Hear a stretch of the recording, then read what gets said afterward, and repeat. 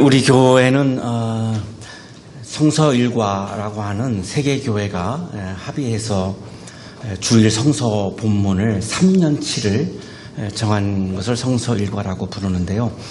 설교자가 본문을 정하지 않고 우리 교회 공동체가 그 성서일과를 따라서 그 말씀을 받고 있습니다. 그 성서일과는 한 주마다 구약의 말씀, 서신서의 말씀, 복음서의 말씀, 시편의 말씀 이렇게 4개가 들어가 있습니다. 그런데 그 중에 하나를 골라서 우리가 주일 말씀 이렇게 묵상을 하고 있고요. 그동안 3년 동안 2주는 복음서, 한 주는 구약의 말씀, 한 주는 서신서의 말씀 이런 형태로 우리가 말씀을 묵상해 왔는데 3년 한 주기를 지난주까지 다 돌았습니다.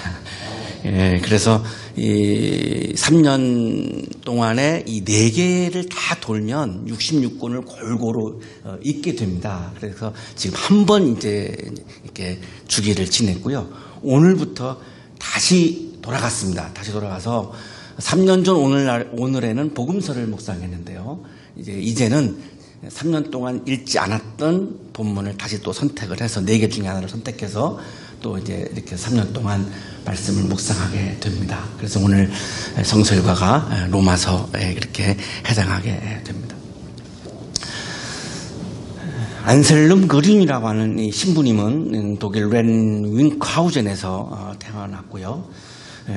뷰르츠부르크에서 있는 그 김나지움이라고 하죠. 우리나라로 말하면 고등학교를 이렇게 들어가서 졸업을 하고, 졸업을 하자마자 성 베네딕토 수도회라고 하는 그런 수도하는 사람들의 어떤 공동체죠. 세계적인 공동체 중에 하나인데요. 거기에 속해 있는 뮌스터 슈바르작 수도원에 고등학교를 졸업하자마자 들어가서 수도사 생활을 합니다.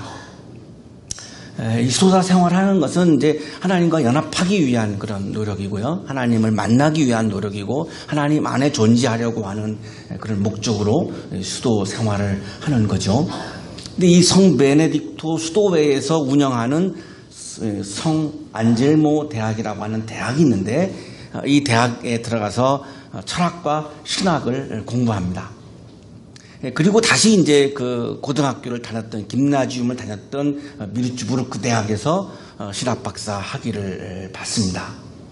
이분이 연구했던 주제는 칼 융의 심리학과 그리고 본인이 지금 정진하고 있는 이 수도원의 영성을 계속해서 비교 연구하는 그런 연구 과제를 가지고 끊임없이 그렇게 연구를 했고요. 91년도부터는 상처가 많은 그런 사제들 또 굉장히 지금 정상적으로 살아가기가 어려운 그런 수도사들 그분들을 위한 사제로서 미사도 인도하고 또 성경 공부도 인도하고 그런 역할을 하다가 현재로는 본인이 김나지움을 졸업하자마자 들어갔던 뮌스터 슈바르작 수도원이죠. 거기에 지금 원장으로 현재 그렇게 봉사를 하고 있는데 이 뮌스터 슈바르작 수도원의 그 채플인데요. 굉장히 아름답죠. 굉장히 따뜻한 거룩함. 저는 딱 그런 느낌을 받는데요. 따뜻한 거룩함. 우리 교회 예배당이 따뜻한 거룩함 이런 게 이렇게 가득하다고 그런 느낌이 이렇게 많이 오는데 아주 여기도 그런 비슷한 느낌을 우리들에게 많이 주는데. 어느 날 이렇게 왔다 갔다 하다가 그런 생각을 했어요. 우리 교회가 왜 ITBT 관에 있을까? 그런 생각을 가끔 좀 이렇게 엉뚱한 생각을 이렇게 합니다. 그런데 생각을 하는데 떠오르는 게 IT가 보니까 IM.IM의 약자예요. IM.IM은 모세가 하나님께 이름이 뭐예요? 그러니까 IM.IM 하나님이 자신을 소개한 말씀이 I am 나는 스스로 있는 자야 라고 말씀하셨는데 이 IT가 보니까 IM.IM의 약자예요. 그래서 이게 하나님의 약자구나.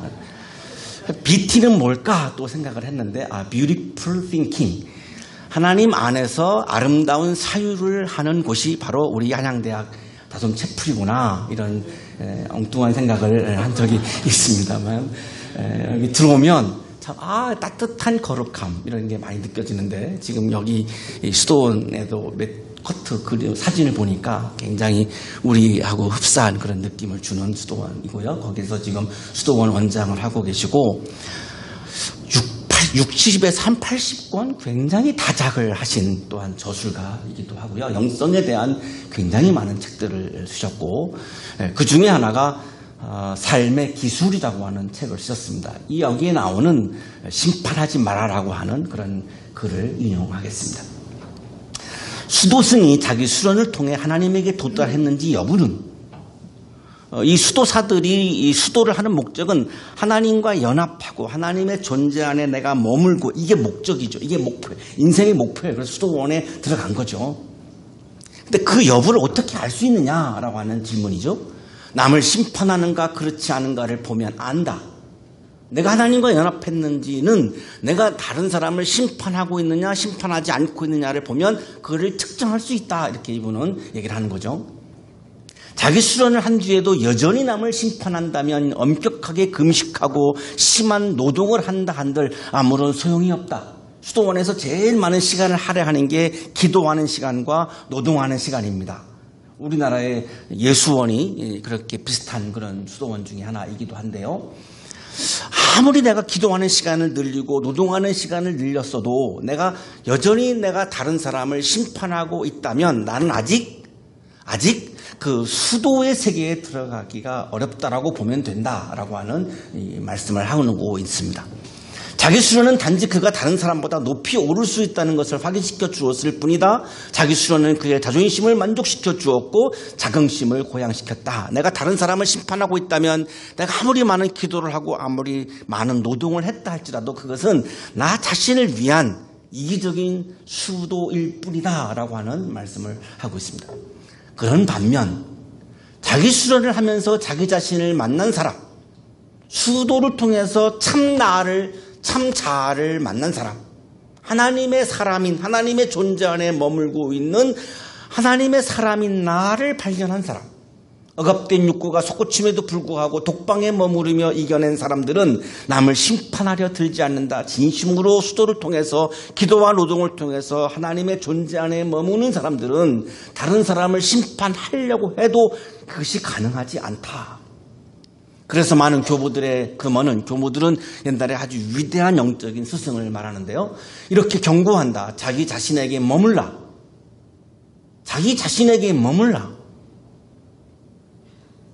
하나님의 존재 안에 머물고 있는 내가 정말로 발견되었다면 나는 내 자신 안에 머물지 다른 사람의 자아에게까지 침범에 들어가려고 할 수가 없다.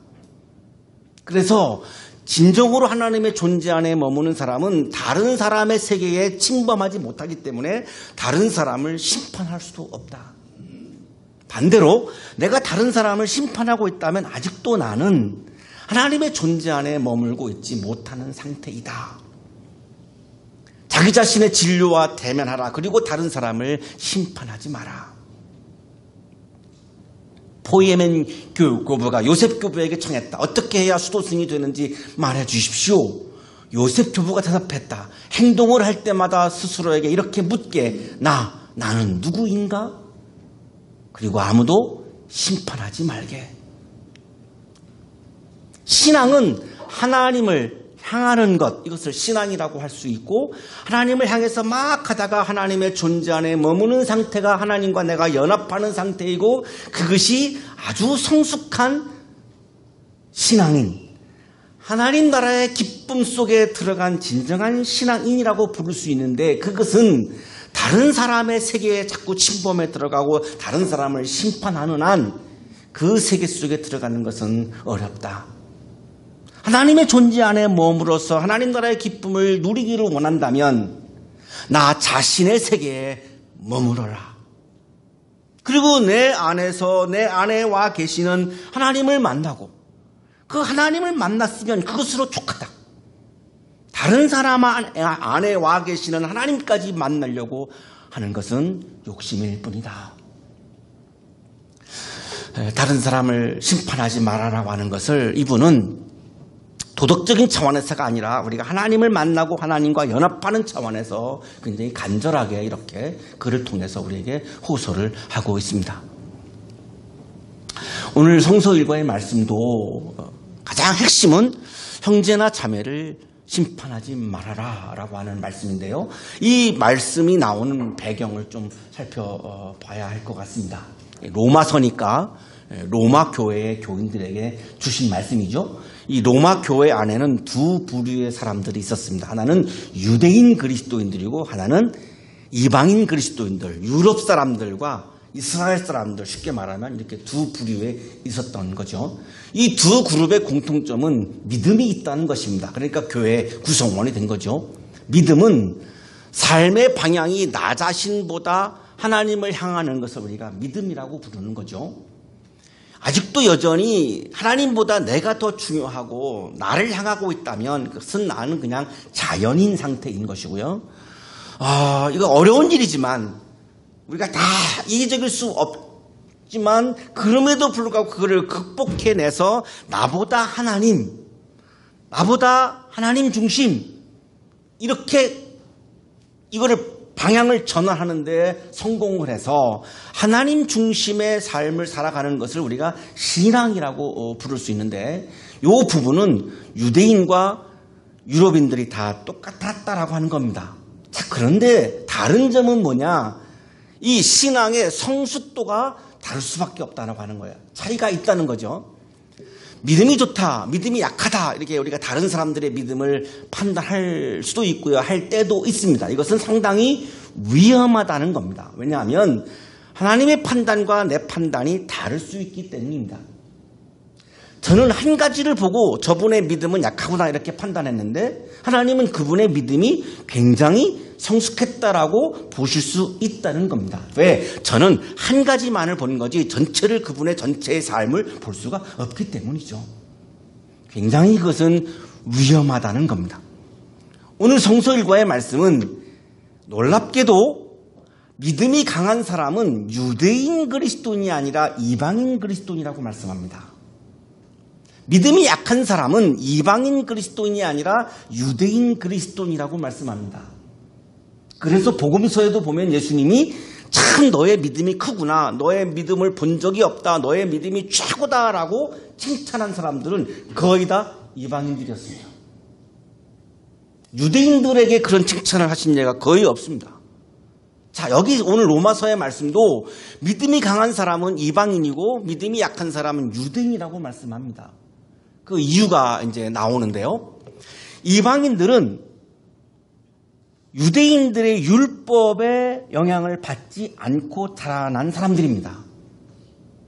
예수님의 복음을 받아들였지 유대인들의 문화가 포함되어 있는 율법의 영향 밑에서 자란 사람들이 아니기 때문에 복음에 충실하고 주님에게 충실하고 주님의 말씀에 충실합니다.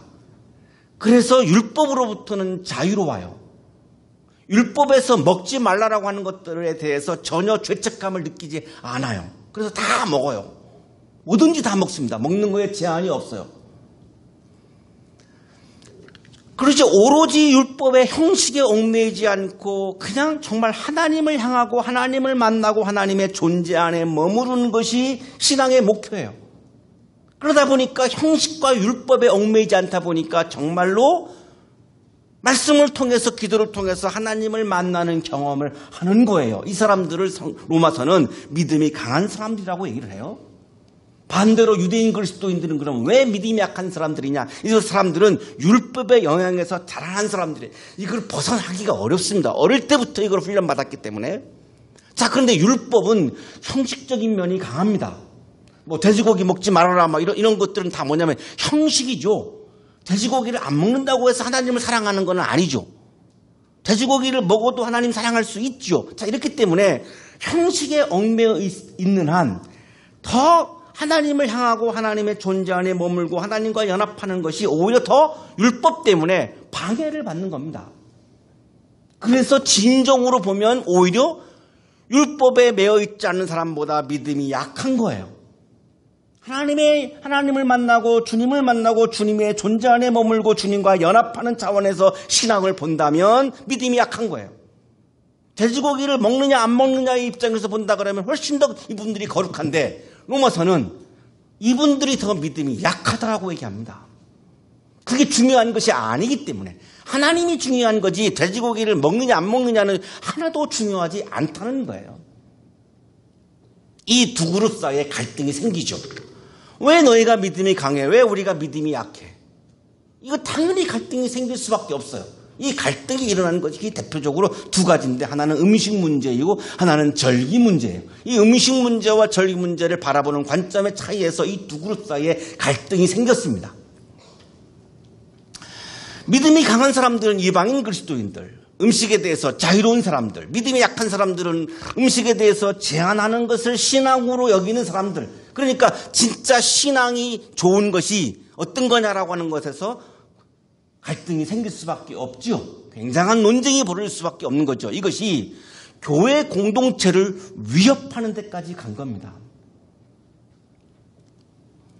자, 율법에는 음식을 제한하죠. 레위기 11장 7절 돼지는 굽이 두 쪽으로 갈라진 쪽발이기는 하지만 색임질을 하지 않으므로 너에게는 부정한 것이다. 돼지고기는 부정하니까 먹지 말라라고 율법에 나와요. 그래서 유대인 그리스도인들은 이제 유럽에 있는 로마 교회의 복음을 받아들이고 교인으로서 생활을 하는데 이 율법을 떨칠래야 떨칠 수가 없어요. 그들은 아직도 여전히 돼지고기를 안 먹는 게 믿음이 좋은 거라고 하는 인식을 가지고 있는 거죠. 자, 그런데 예수님께서는 이 음식을 신앙의 척도로 보지 않으셨어요.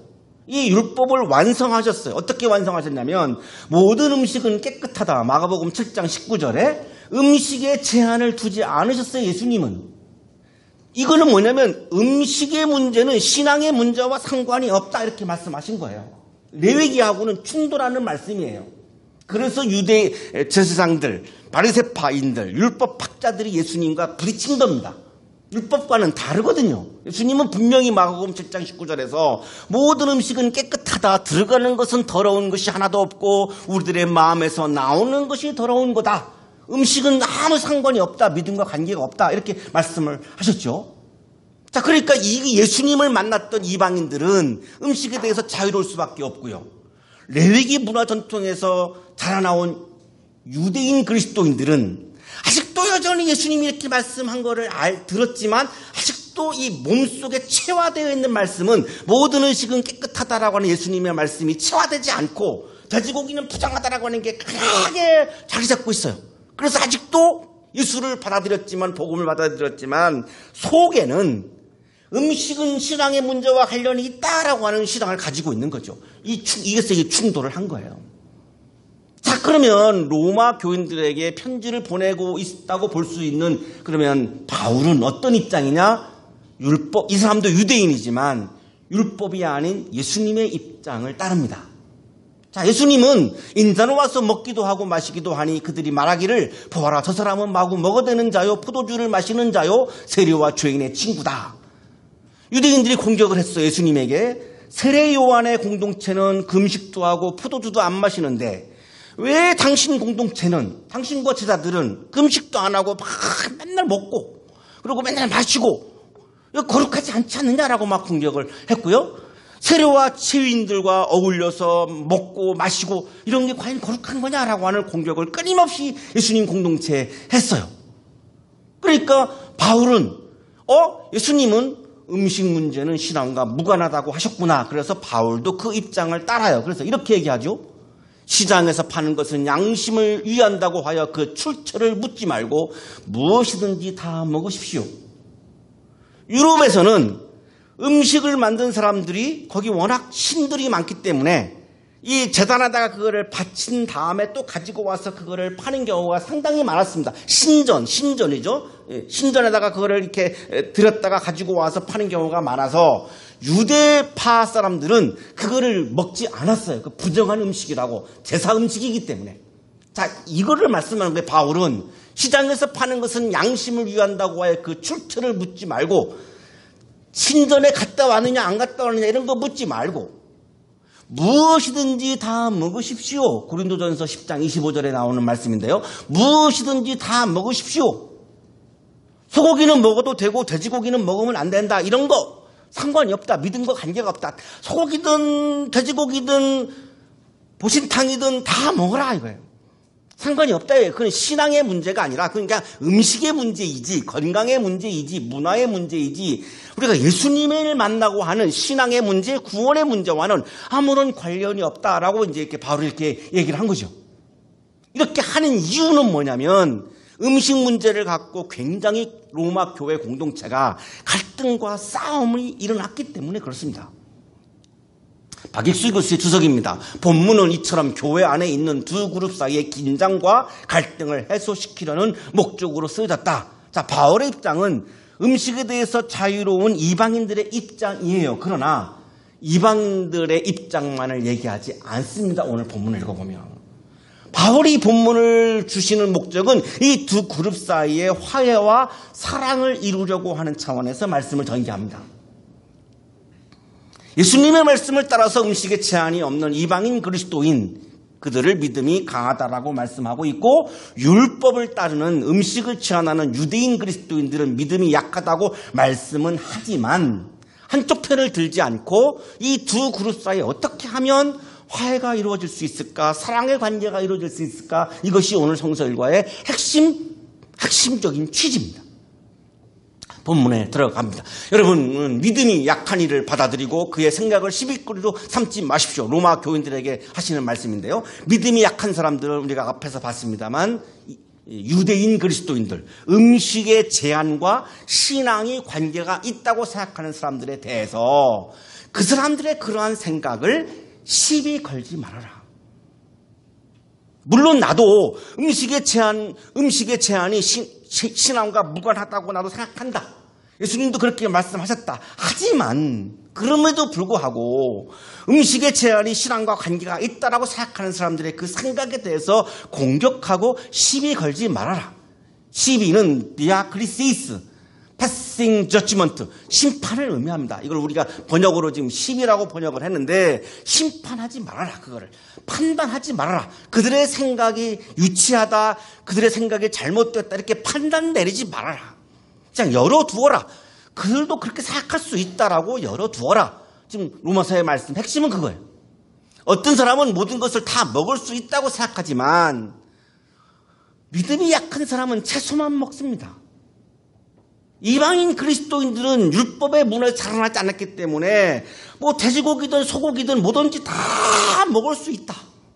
포도주든 뭐 포도즙이든 다 상관없다. 똑같다. 다 먹을 수 있다라고 생각한다. 그러나 어떤 사람들은 믿음이 약한 사람들은 채소만 먹는다.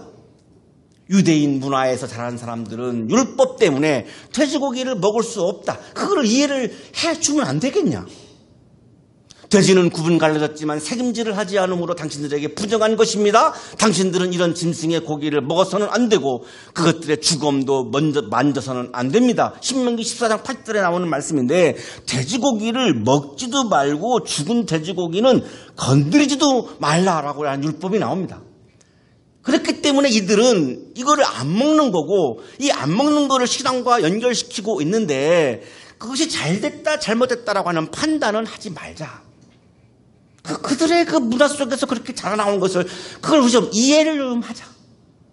먹는 사람은 먹지 않는 사람을 업신여기지 말고 먹지 않는 사람은 먹는 사람을 비판하지 마십시오. 또 반대로 유대인들에게 자 이들은 히브리 율법을 지킬 이유가 없는 사람들이다. 이들은 유럽 사람들인데 왜 유대인들의 전통과 문화를 이들이 지켜야 하느냐? 관계가 없다. 그러니까 이 사람들은 돼지고기도 먹고 소고기도 먹고 뭐 포도주도 먹고 다 마신다. 그것에 대해서 믿음이 없다라고 비판하지 말아라. 이들은 그런 문화 속에서 자라났다. 하나님께서는 그 사람도 받아들이셨습니다. 하나님께서는 먹는 사람도 먹지 않는 사람도 다 나의 자녀로 받아들였는데 왜 우리가 그거를 음식 문제를 가지고 판단하려고 하느냐. 돼지고기를 먹는 이방인은 먹지 않는 유대인을 업신여기지 말고 돼지고기를 먹지 않는 유대인은 돼지고기를 먹는 이방인을 비판하지 말라. 포도주를 마시는 이방인은 포도주를 마시지 않는 유대인을 업신여기지 말고 포도주를 먹지 않는 유대인은 포도주를 먹는 이방인들을 비판하지 말아라. 박익수 교수의 주석입니다. 유대인 그리스도인들은 채소만 먹으며 특정한 날은 다른 날보다 중히 여기게 된 반면에 이방인 그리스도인들은 모든 것을 아무런 거리낌 없이 먹거나 모든 날을 같게 여기게 되었다. 서로를 비난하거나 정죄했다. 이 음식 문제로 비난하고 정죄했다는 거예요. 그래서 지금 바울이 이 로마 교회에 이런 말씀을 주시는 건데 오늘날 한국교회도 주시는 말씀이기도 하죠. 한국교회도 거리낌 없이 술을 마시는 분들이 있고 술을 죄악시 여기는 분들이 있어요. 두 그룹이 있어요. 이거 서로를 업신여기거나 비판하지 말라 이거예요. 마시는 분들은 마시는 대로 놔두고 마시지 않는 사람들은 마시지 않는 대로 놔두라 이거예요. 동의가 잘 안 되시죠? 우리가 누구에게 남의 종을 비판합니까? 바울의 입장은 술을 마시든 안 마시든 다 돼지고기를 먹든 안 먹든 그 모든 사람들은 하나님의 종이라는 인식입니다. 하나님의 종이면 주인이 알아서 할 일이지. 그 종의 주인이 알아서 할 일이지. 나도 종인데 다른 주인의 종에 대해서 침범에 들어가서 정죄하고 비판해서 안 된다. 그것은 주인의 영역을 침범하는 거고 주인의 영역을 침범하는 것은 하나님의 영역을 침범하는 거다. 하나님의 영역을 침범한다면 그것은 신앙이라고 할 수 없다. 술을 먹느냐 안 먹느냐에 따라서 신앙이 있느냐 없느냐를 판단할 수가 없고 오히려 정죄하느냐 심판하느냐 안 하느냐에 따라서 신앙인이다 신앙이지 않다를 판단하라 이 말씀입니다.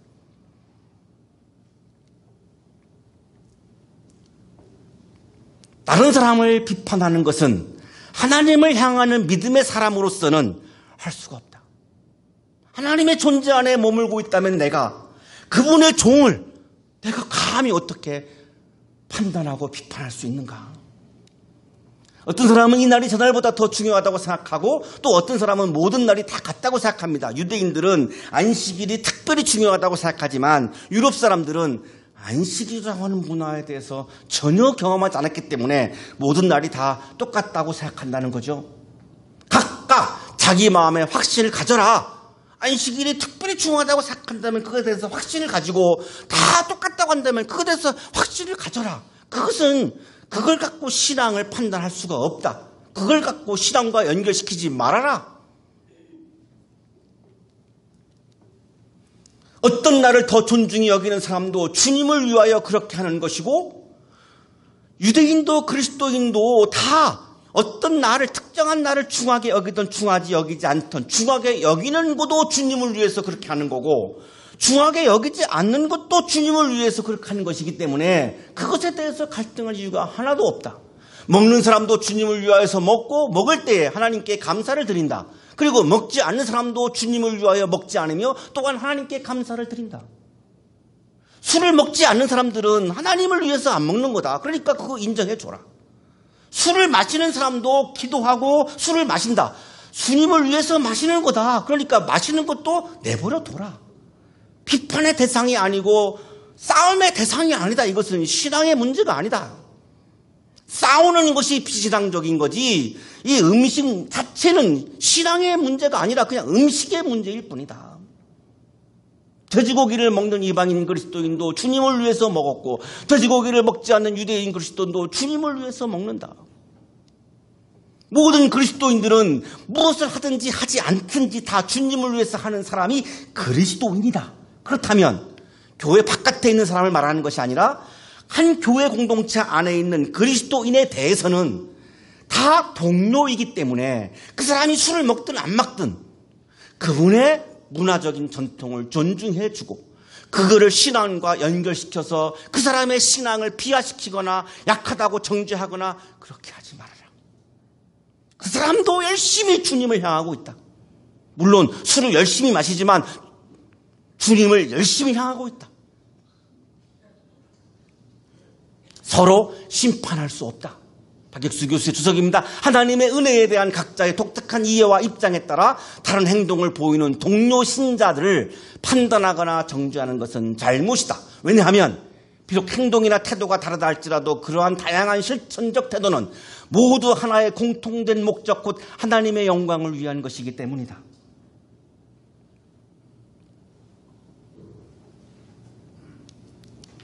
우리 가운데는 자기만을 위하여 사는 사람도 없고 자기만을 위하여 죽는 사람도 없다. 우리는 살아도 주님을 위하여 살고 죽어도 주님을 위하여 죽는다. 그러므로 우리는 살든지 죽든지 주님의 것이다.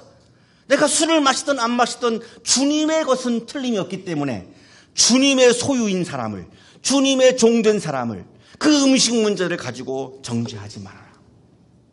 마시는 사람은 안 마시는 사람을, 안 마시는 사람을 마시는 사람을 비판하지 말아라. 그리스도께서 죽으셨다가 살아나신 것은 죽은 사람에게도 산 사람에게도 다 주님이 되시려는 것이다. 주님께서 부활하신 이유는 술을 마시는 사람에게도 주님이 되시고 마시지 않는 사람에게도 주님이 되려고 부활하셨지. 마시지 않는 사람들에게만 주님이 되려고 부활하셨냐? 모든 사람의 주님이 되시려고 구원자가 되시려고 부활하셨는데 왜 너희가 그거를 편을 가르고 왜 그것을 편을 가르고 그걸 갈등을 만드느냐? 주님은 그걸 가지고 편가르기 하지 않으셨다. 그런데 어찌하여 그대는 형제나 자매를 비판합니까? 판단을 하는 사람들에 대한 책망이죠. 무엇을 먹느냐 안 먹느냐에 대한 책망이 아니라 이 말씀을 책망하는 것은 판단하고 심판하는 것에 대한 책망입니다. 박익수 교수의 주석입니다. 약한 자나 강한 자 모두는 서로를 정죄하듯 판단하거나 업신여겨서는 안 된다는 대전제를 제시한다. 그리스도인은 먹는 것에 대한 가치관이 다를 수 있습니다. 오늘 본문은 먹는 문제를 지금 말씀하고 있습니다만 이 먹는 문제 외에도 여러 가지 가치나 이데올로기에서 우리가 다 생각이 다를 수 있습니다. 세대 간에 다를 수도 있고요. 성 간에 다를 수 있고요. 인종 간에 다를 수 있고요. 국적 간에 다 다를 수 있습니다. 자라나온 문화적인 환경에 따라서 우리는 생각과 이념과 가치관이 다 다를 수 있습니다. 그 다른 사람들이 모여서 우리는 교회 공동체를 이루어서 지금 예배를 드리고 있죠. 분명한 것은 우리 모두는 지금 이 시간에 하나님을 향하고 있는 신앙 공동체 동료입니다. 이건 분명합니다. 틀림이 없습니다. 동료이기 때문에 그 사람이 가지고 있는 문화, 그 사람이 가지고 있는 이데올로기, 그 사람이 갖고 있는 문화, 그 사람이 갖고 있는 생각, 이걸 가지고 동료를 심판할 수는 없다. 그것은 하나님의 고유 영역이다. 어쩌여 그대는 형제나 자매를 업신여깁니까? 먹는 사람은 먹지 않는 사람을, 안 먹는 사람은 먹는 사람을 왜 업신여깁니까? 형제 자매 아닙니까? 한 교회 공동체의 한 동료 아닙니까? 왜 그런데 업신여깁니까? 우리는 모두 하나님의 심판대 앞에 서게 될 것입니다. 나는 재판장의 자리에 앉아서 심판하는 사람이 아니라 심판대에 서서 재판을 받는 사람일 뿐입니다. 우리 모두는 하나님의 심판을 받는 사람이지 재판장석에 앉아서 다른 사람을 심판하는 자리에 있는 사람이 아닙니다. 그래서 믿음이 강한 사람과 약한 사람은 심판하는 관계가 아니라 사랑하는 관계입니다. 사랑의 에너지가 충만한 우리 한양대학교가 되기를 주님의 이름으로 축복합니다. 하나님 감사합니다. 우리를 한 교회 공동체의 동료로 불러주셔서 감사합니다. 이제보다 더 많이 사랑할 수 있도록 사랑의 마음을 우리의 마음속에 채워주시옵소서. 우리 교회 안에 사랑의 에너지가 더 충만해져서 이 사랑의 에너지가 우리 대학에 흘러넘치게 하시고 이 나라에 흘러넘치고 이 세계에 흘러넘쳐가게 하여 주옵소서. 예수 그리스도의 이름으로 기도하옵나이다.